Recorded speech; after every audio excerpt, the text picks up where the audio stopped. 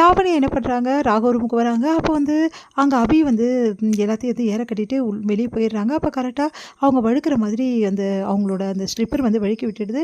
ராகவ் வந்து தாங்கி பிடிக்கிறார். 2 பேருமே அப்படியே இருக்காங்க. அப்போ வந்து அபி உள்ள ரூமுக்கு வராங்க. அப்போ கரெக்டாக இவங்க 2 பேரும் இப்படியே இருக்கிறத பார்த்துட்டு அபி வந்து அப்படியே ஷாக் ஆகி நிற்கிறாங்க.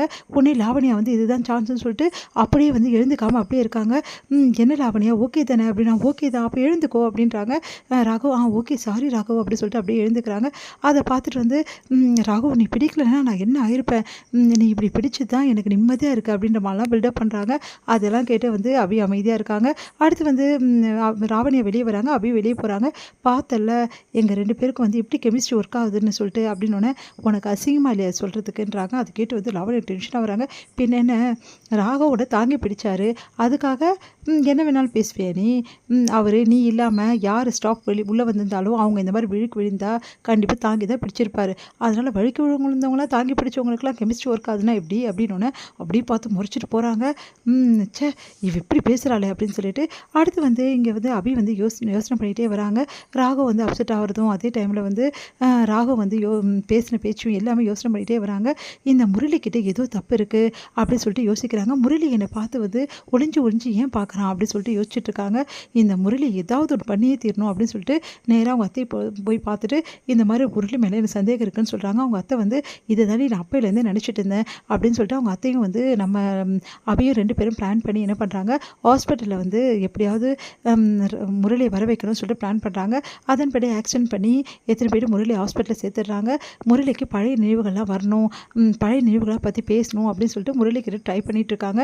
இங்கே வந்து முரளிக்கிட்ட டாக்டர் வந்து கேட்குறாங்க, நீங்கள் இந்த மாதிரி ஞாபகம் மருதி ஆகிறதுக்கு முன்னாடி என்ன நடந்தது உங்கள் லைஃப்பில் அப்படின்னு சொல்லிட்டு கேட்டுட்ருக்காங்க.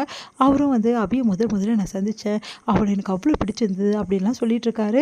அப்படியே வந்து காதல் வசனங்கள்லாம் சொல்லிட்டு இருக்காரு. இதெல்லாம் ரொம்ப முக்கியமாக இவங்ககிட்ட கேட்குறது அப்படின்னு சொல்லிட்டு அபி டென்ஷன் ஆகிறாங்க. உண்மையாக இரு அபி, கண்டிப்பாக எல்லாத்தையும் சொல்வார் அப்படி சொல்லிட்டு டாக்டர் வந்து சொல்கிறாங்க. ஒன்று ஒன்றா சொல்லிகிட்டே இருக்காரு. முதல் மீட் பண்ணது, அதுக்கப்புறம் வந்து லவ் பண்ணது, எல்லா விஷயத்தையும் ஒன்று ஒன்றா சொல்லிட்டு இருக்காரு. இதெல்லாம் ரொம்ப முக்கியம் இவன் பண்ணதெல்லாம் அப்படி சொல்லிட்டு அப்படியே பார்த்துட்ருக்காங்க. இங்கே வந்து என்ன பண்ணுறாங்க, ராகவும் வந்து நம்ம அஞ்சலி வந்து தேடி வராங்க.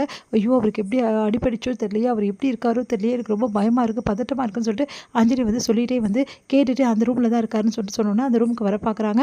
அப்போ கரெக்டாக வந்து எல்லா உண்மையும் வந்து கரெக்டாக சொல்லும்போது அபி வந்து வந்து பார்க்குறாங்க. பார்த்தா வந்து அஞ்சலியும் ராகும் வந்து நிற்கிறாங்க. அதை பார்த்து அதிர்ச்சி அடைகிறாங்க. இவங்க எல்லா உண்மையும் கேட்டுட்டாங்களா அப்படின்னு சொல்லி சொன்னோன்னே என்னாச்சு அபி, அவருக்கு எப்படி இருக்குது அப்படின்னா, அப்போ எதையுமே கேட்கலையா, இவ்வளோ நேரம் இவன் சொல்லிட்டு இருந்தானே, எல்லாம் கேட்டிருந்தா இவ்வளோ நல்லா இருந்திருக்கும் அப்படின்னு சொல்லிட்டு அபி யோசிக்கிறாங்க. சரி ஒன்றும் இல்லை இப்போ பரவாயில்லன்னு சொல்கிறாங்க டாக்டர். அடிப்படுத்தி எப்படி நீ பார்த்த அப்படின்னோடனே, வர்ற வழியில் வந்து பார்த்தேன் இந்த மாதிரி ஆக்சிடென்ட் ஆகிருந்தது அவருக்கு, நானும் வந்துட்டு இருந்தேன், அப்போ தான் அவர் தெரியாமல் விழுந்துட்டாரு அப்படின்னு சொல்லிட்டு சொல்லி சமாளிக்கிறாங்க. ஐயோ இப்படி ஆயிடுச்சுன்னு சொல்லிட்டு பார்த்துக்கிறாங்க. சே கொஞ்சம் முன்னாடி வந்தால் இவன் சொன்ன உண்மை எல்லாத்தையும் அவங்க கேட்டிருப்பாங்க.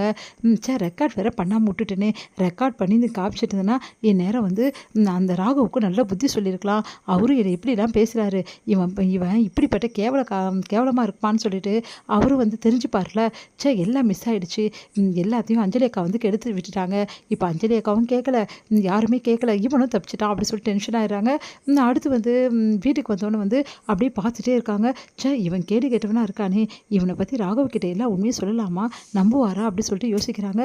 நம்மளால என்ன பண்ணுறது, அந்த ஏற்கனவே நம்ம மேலே வந்து ரொம்ப காண்டாக இருக்காரு, இதில் ப்ரூஃப்லாம் காமிச்சாதான் நம்புவார், இல்லை எந்த ப்ரூஃபும் இல்லாமல் போய் நின்னா அப்படியே நம்பிடுவாரா நான், சே எல்லாம் என் தலை எழுத்து அப்படின்னு சொல்லிட்டு அப்படியே யோசிக்கிறாங்க.